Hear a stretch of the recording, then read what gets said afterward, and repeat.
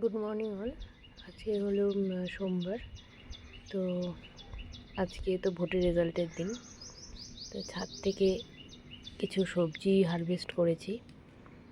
আমার 3টে লাউ পেয়েছি ছাদে, আর এই কিছু ঢ্যাঁড়স আর এই ক্যাপসিকাম। তো একবারে 3খানা লাউ পেয়েছি একদম ছাদ থেকে।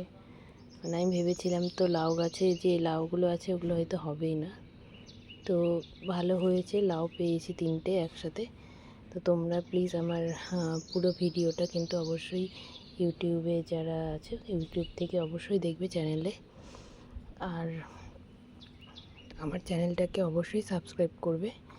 তো চলো, ভিডিওটা কিন্তু অবশ্যই ফুল ভিডিওটা দেখবে। চলো তাহলে, টাটা।